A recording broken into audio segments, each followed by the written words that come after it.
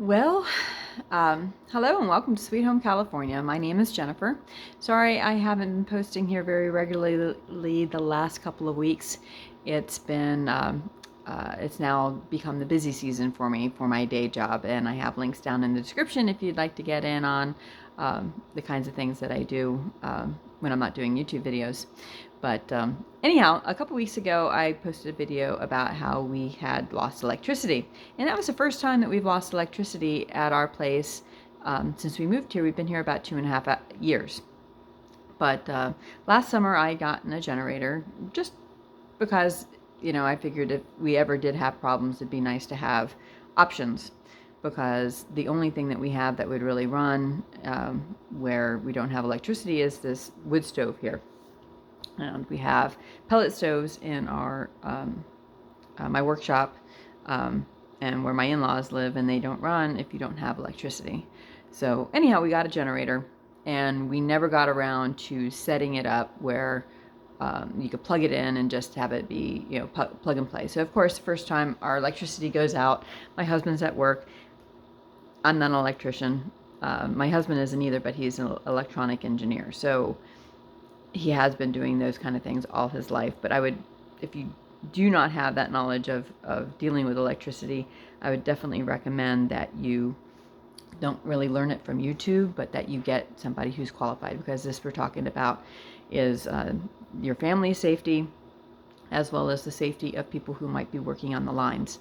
So one thing that's very important is that you have to disconnect your home from the power grid. So when you backfeed a generator into your house, it's going to charge all the circuits that are open.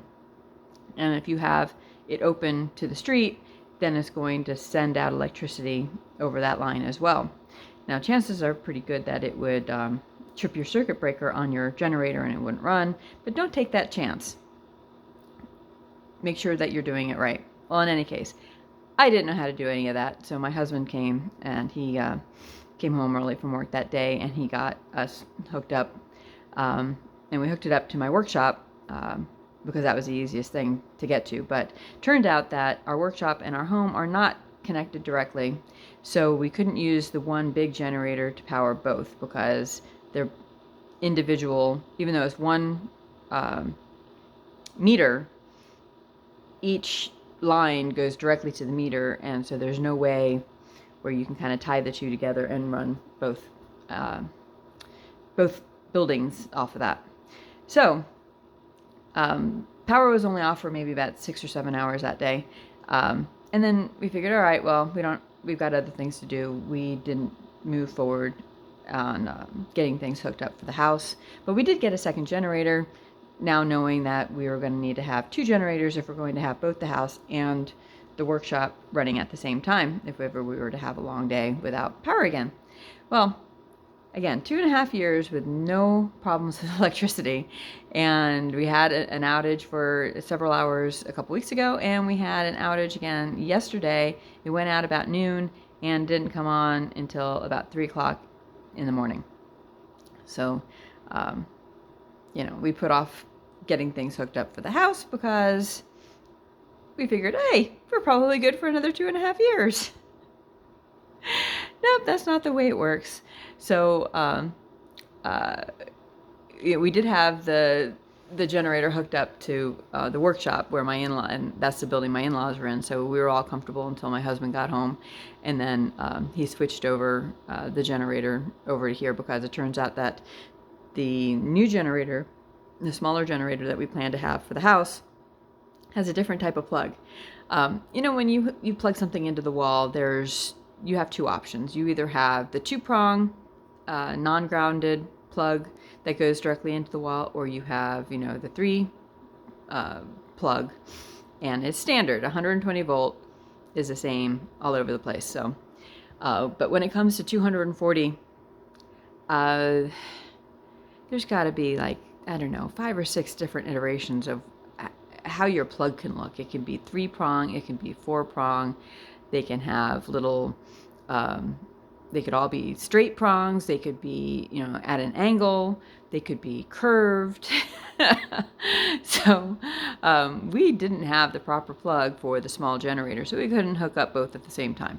So we had my in-laws back into the main house so they could have heat here until we finally decided to turn off the generator at about 9:30.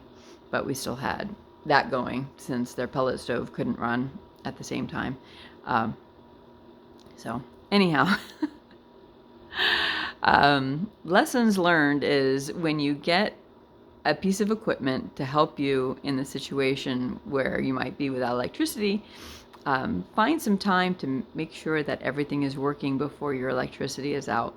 Again, luckily, it wasn't too terrible. The temperature outside was probably still in the 50s.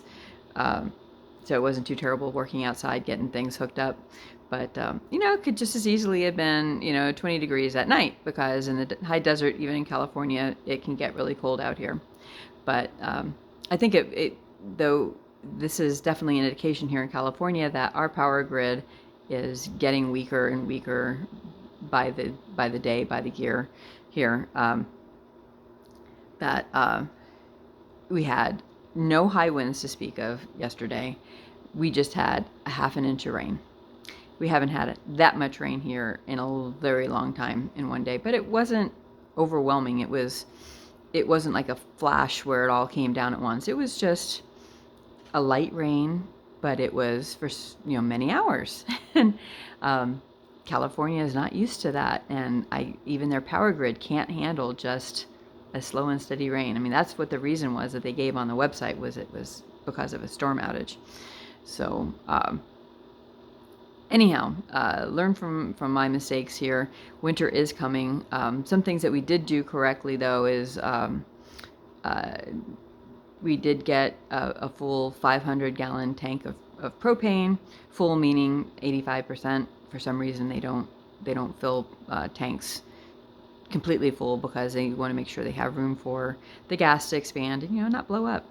So we went from 250 gallons to 500 gallons, and of course the top is like 85% of that. But buying it now, hopefully that will last us in the event that there are shortages throughout the United States. They're calling for record prices for propane, and we were able to get a slightly lower price for getting it before the cold snap really started. We ordered it in September, even though they weren't able to actually accommodate us until about a week and a half, 2 weeks ago. So that we did correctly. We also ordered 200 bags of pellets. So we've got that set, and we've got it covered with tarps because, of course, it rained. So we had that protected, and they're covered with they're all individually, in plastic, and each pallet is in plastic, and then we put a tarp over top of that. So hopefully not too much moisture found its way into the actual bags. So that we did good. So anyhow, if you have the ability to run pellet stoves, if you've never even turned it on, you normally use electric heat, or you use oil or something. Just try and have options. And have all of that on hand already, so you'll be fine in the case of electricity going out. But anyhow, I'm sorry I haven't been on YouTube lately, and I'm sorry that this is rambling. I appreciate your patience with me, but I've got to get back into my workshop because I lost pretty much the full day yesterday worrying about not having electricity, and then the neighbor came over because I couldn't start the generator. The bigger generator that we have is like 13,000 kilowatt peak, 11,000 sustained, and it's a pretty heavy motor to turn over, and I wasn't able to do it. So a neighbor came over, and then we talked to him for a while. So it didn't. But yesterday was not a productive day. So that's the other thing I have to do today, is I have to find out what the battery is for that generator, because it does have the ability to do a battery assisted start. So I'm going to go ahead and do that too. But so equipment is no good if you can't turn it on, if you can't start it.